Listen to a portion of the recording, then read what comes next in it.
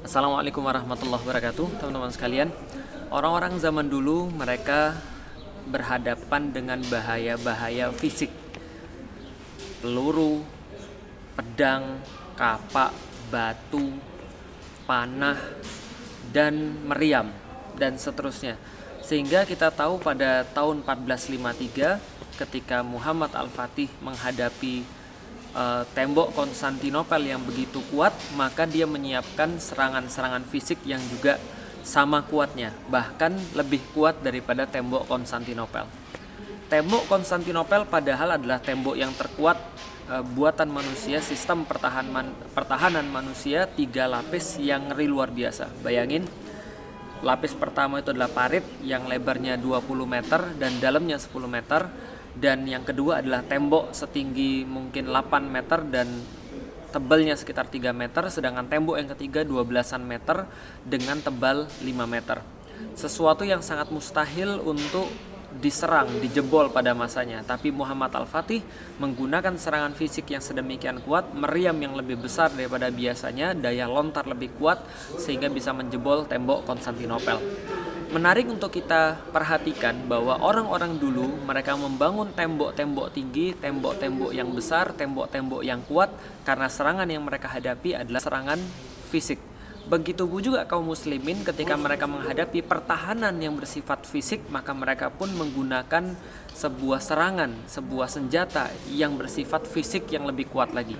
Tapi pertanyaannya teman-teman sekalian, adakah sekarang pertahanan yang berbentuk tembok-tembok itu sekarang bisa menghalangi daripada serangan-serangan modern? Jawabannya tidak. Serangan sekarang yang dilakukan bukanlah serangan fisik, tapi serangannya serangan pemikiran.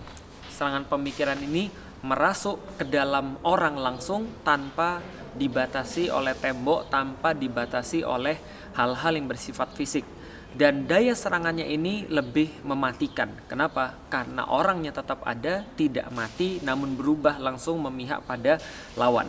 Karena dia sudah dikendalikan softwarenya, dia sudah dikendalikan pemikirannya, sehingga dia berbalik menuju kepada yang lain. Bedanya apa?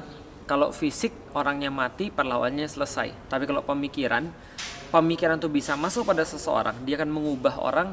Jadi kalau ibaratnya gini, kalau 1 lawan 1 itu adalah fisik. Tapi kalau pemikiran, satunya bisa dikuasai, bukan 1-0, tapi 2-0.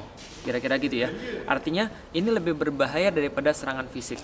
Pertanyaannya bagi kita sekarang, kalau kita sudah tahu bahwa serangan orang-orang yang gak suka dengan Islam, serangan orang-orang yang mereka ingin menjatuhkan Islam adalah serangan yang bersifat serangan pemikiran, pertanyaannya apa yang sudah kita lakukan untuk menghalangi serangan pemikiran tersebut? Apakah kita sudah membangun benteng-benteng pemikiran sebagaimana orang-orang pada zaman dahulu membangun benteng-benteng yang bersifat fisik? Kalau seandainya benteng-benteng yang bersifat fisik itu dulu dibangun untuk menghalangi serangan-serangan fisik, maka seharusnya ada benteng-benteng pemikiran yang dibangun untuk menghalangi serangan-serangan pemikiran. Tapi sekarang tidak. Kita melihat sekarang orang-orang muslim sangat lemah terhadap serangan-serangan fisik. Bahkan mereka tidak bisa lagi membedakan mana pemikiran Islam dan mana pemikiran yang bukan Islam.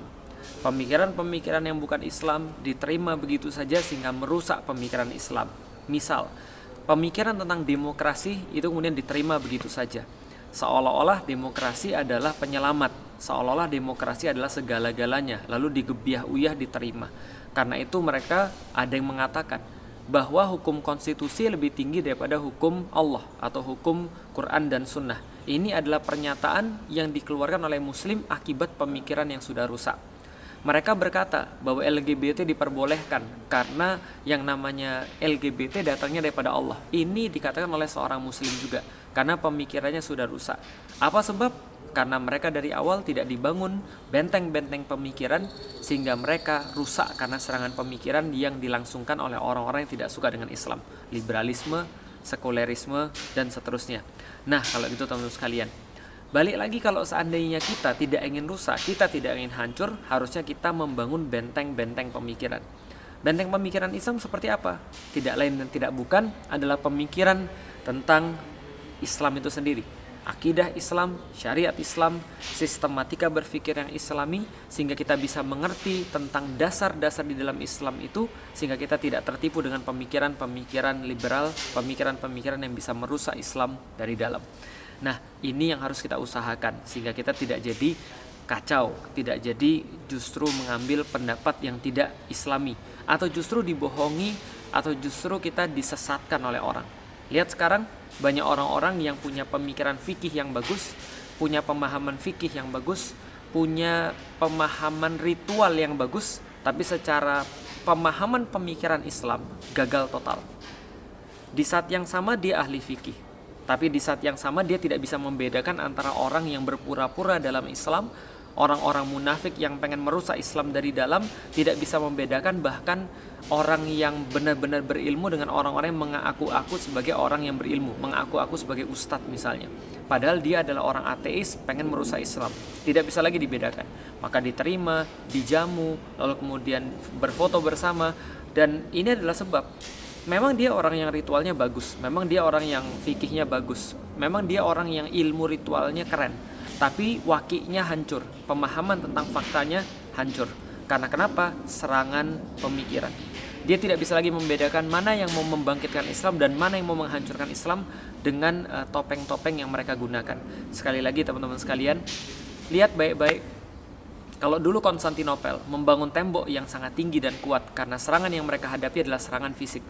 Kalau dulu kaum muslimin membangun benteng-benteng yang sedemikian kuat karena serangan yang mereka hadapi adalah serangan fisik. Sekarang pertanyaannya adalah, ketika kita sudah tahu dan kita sudah paham serangannya adalah serangan pemikiran, sehingga ada orang-orang yang muslim, bentuknya muslim, agamanya Islam tapi berpikiran liberal, berpikiran yang bukan Islam, maka seperti apa benteng pemikiran yang seharusnya kita buat sehingga kita tidak terkontaminasi oleh ide-ide selain Islam. Yuk ngaji. Assalamualaikum warahmatullahi wabarakatuh.